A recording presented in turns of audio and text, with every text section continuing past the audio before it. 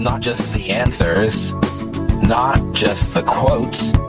It's life in the margins. It's time for Cluffs Notes.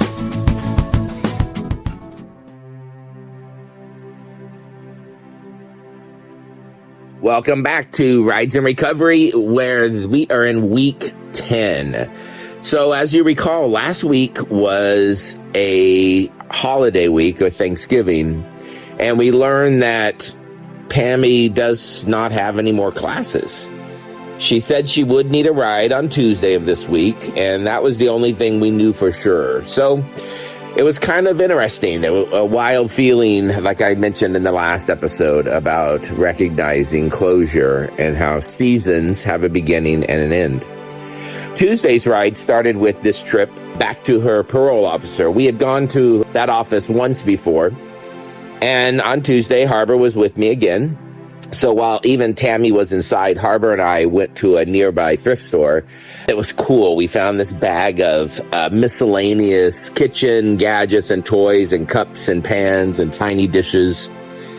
And it ended up they were on half price, and it was only at like $1.60. And Harbor was excited about it. I was excited about it. And then later, when Tammy got back in the car, Harbor just couldn't wait to share with her about what she found. It was cute. I'm sitting there watching them and listening to them talk and play, and Harbor telling what she found and Tammy's excitement.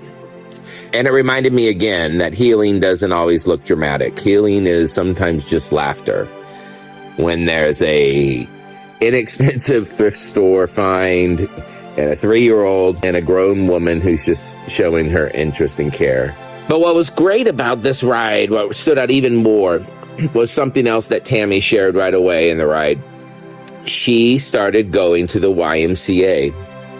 So there's a YMCA about a half mile away. I remember driving her by it a few weeks ago, and we talked about it, and so she ended up going and getting a membership there, and she's been going there regularly now. And she loves it. She says it gets her out of the house. And she also found a church that's right around the corner that she said it'd give her something to do when they have their services. And what was cool is that none of this is obligatory, right? These are things she's now doing to try to make her world better, not because they're required, but because it gets her around people. It gets her to start being a part of something.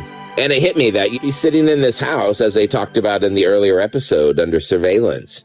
There's these cameras. There's a sense where you feel very isolated if you want privacy. But now she's stepping out. She's reaching out. She's going towards things that are healthy. She's not just trying to finish this program. She really is trying to build something new. And that's what we talked about on Tuesday, what it means to create the future that we didn't get. I talked to her about on Thursday nights, we have this family dinner night that has evolved over time from craft night to game night to just a predictable time each week where the kids can show up. And I was explaining that those were the routines and the things that I wish I had when I was growing up. So those are the ones that I'm choosing to create for the ones that I have in my world right now. And Tammy's doing that too, bit by bit. Her classes might be over, but her recovery, rebuilding, those things are still happening. And I'm thankful that I get to ride along with her, even if it's just for a little while longer.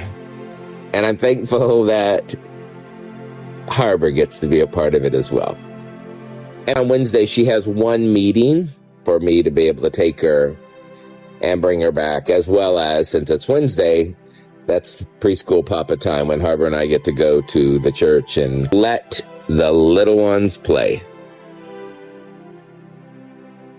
Thanks for coming along.